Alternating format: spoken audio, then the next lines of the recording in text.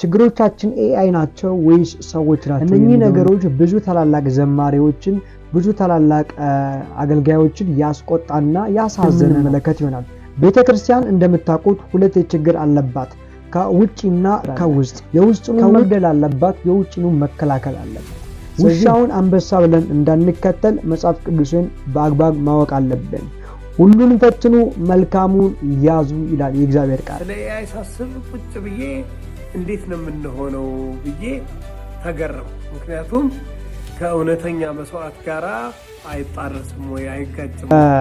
ምናልባት አንስማ የሚለውን ነገር ከዘማሪ አገኘሁ ይደግ ሙሉ ሲሰሙት በጣም መስማትም እንዳለባችሁ መስማት እንደሌለባችሁ የምታውቁትና የሰማችሁት ጉዳይ ነው። ስለዚህ እህታችን ለች ወይም ደግሞ ወንድማችን አንለው ኤአይ ነው። ራሷ የዘመረችው ቤተልሔም አለች።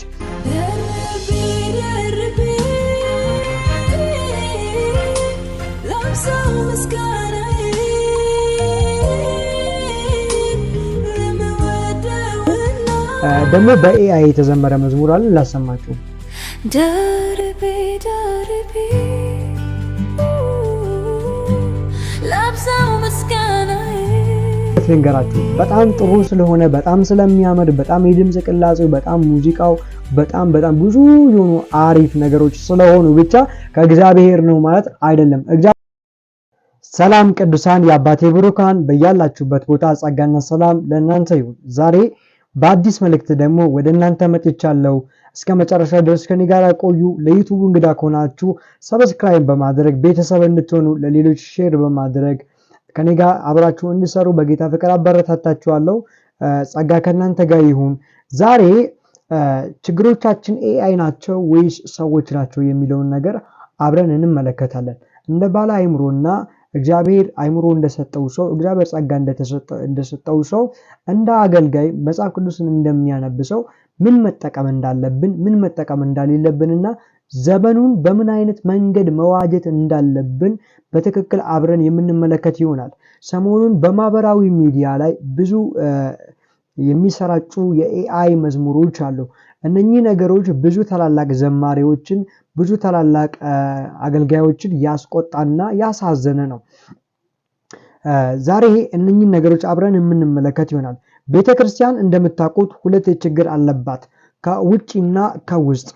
ከውጪ የሚመጣ ችግር አለ፣ ከውስጥ የሚነሳ ችግር አለ። የውስጡን መግደል አለባት፣ የውጪውን መከላከል አለባት። ስለዚህ ቤተክርስቲያን ያለ ነውርና ንጽሕት የሆነች በእግዚአብሔር ፊት መቅረብ የምትችል በክርስቶስ ኢየሱስ ደም የተዋጀች ነች።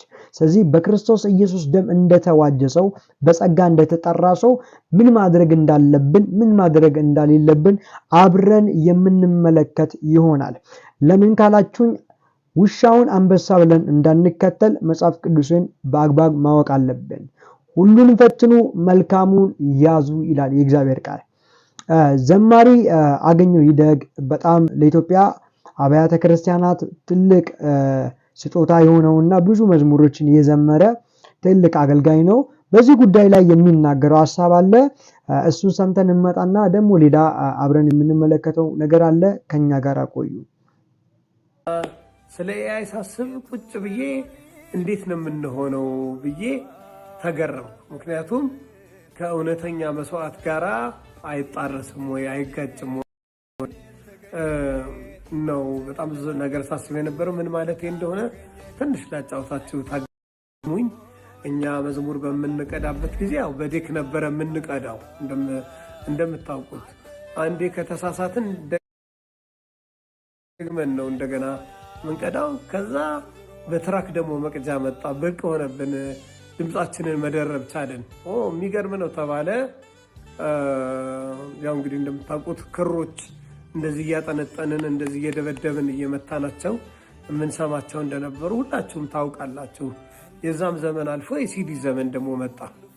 ከዛ ከሲዲም አልፎ እንደው 16 ቻናል ያላቸው መቅጃዎች ምናምን እየመጡ በጣም ጥሩ ነገሮች።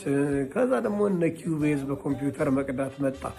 ጭራሽ በኋላ የሰዎችን ድምጽ በኮምፒውተር ማስተካከል ቲዩን አውቶ ቲዩን የሚያደርግ የሚቃኝ ፒች ቢለቁ እንኳን ያቺ ደግሞ መጣ። እንደ 20 ከዛም ትንሽ ቀደም ሊል ይችላል ነው። ከዛ በሱም ተገርመን ሳናበቃ ነገሮቻችንን ሁሉ ሚክስ የሚያደርጉባቸው ኢፌክቶች፣ ኢኳላይዘሮች እንደ አይኪው ምን እያደረጉ የተለያየ ሚክሲንግ ማስተሪንግ እየተባለ እየተሻሻለ መምጣት ጀመረ ማለት ነው።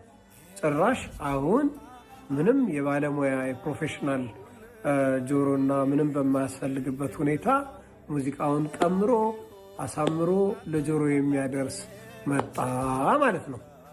ከዚህ በኋላ ደግሞ ምን እንደሚመጣ ጠብቁ፣ ልብ በሉና። ለምሳሌ አንድ ነገር እንደሚመጣ ጠብቃለሁ።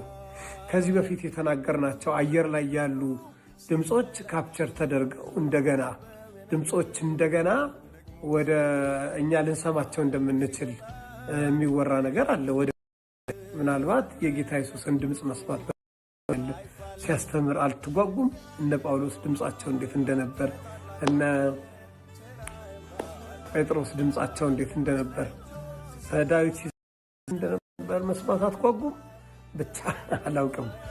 ቴክኖሎጂ በጣም የሚያስገርም ርምደት ወይም ፕሮግረስ እያሳየ ነው፣ ርምደት እና ይሄንን እያንዳንዳችን በጣም በሚገርም ሁኔታ ነው እያየን ያለ ነው። ግን እኔ አንድ ኮንሰርን አለኝ። ይሄንን ላወራችሁ ነው የመጣሁት።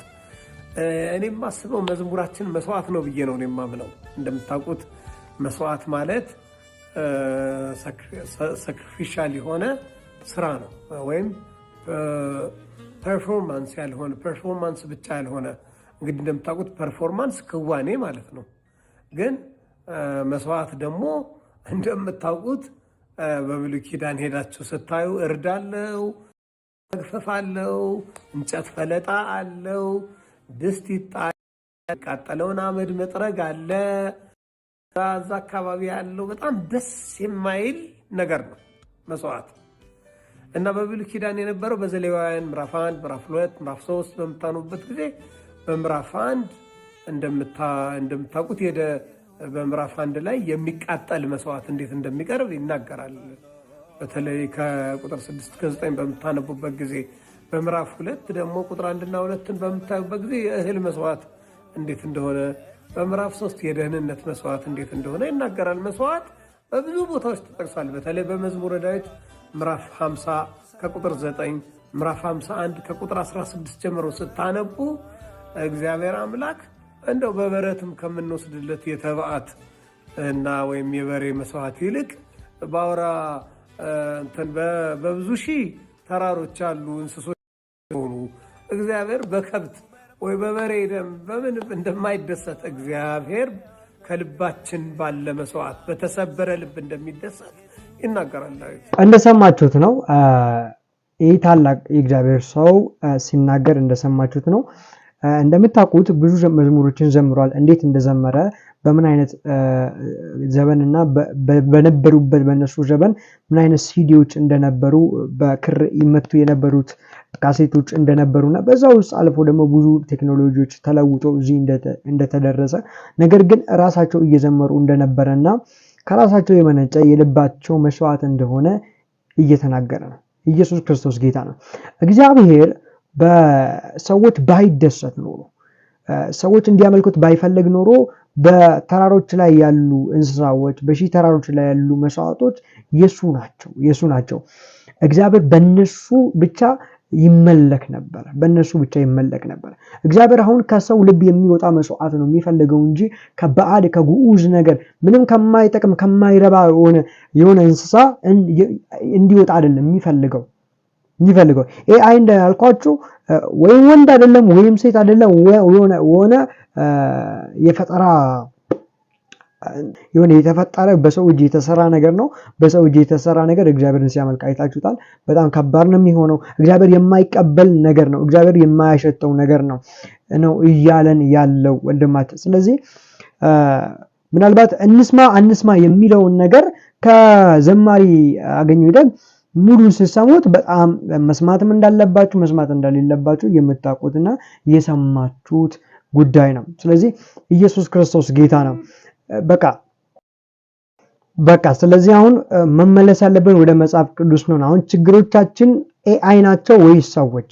ሰዎች ናቸው ብዬ ነው የማስበው እኔ። ለምን ሰዎች ናቸው እነዚህ ነገሮች ወደ ቤተክርስቲያን ያስገቡት፣ ወደ ቤተክርስቲያን ያመጡት፣ ቤተክርስቲያንን እያመሱ ያሉት ሰዎች ናቸው።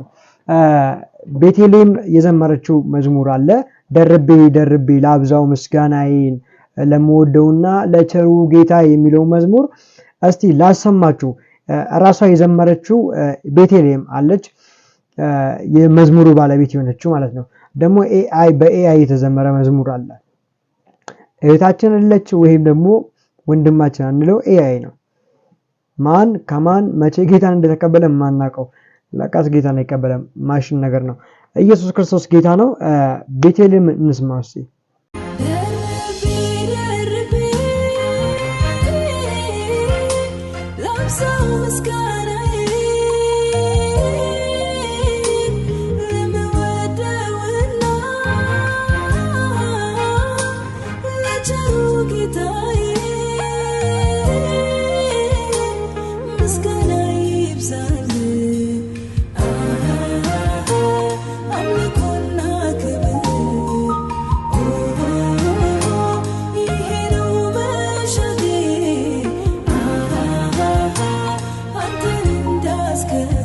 ኢየሱስ ክርስቶስ ጌታ ነው። እንደሰማችሁ ነው ባጭሩ። ደግሞ በኤአይ የተዘመረ መዝሙር አለ፣ ላሰማችሁ። ደርቤ ደርቤ ላብዛው ምስጋናዬ ለምወደውና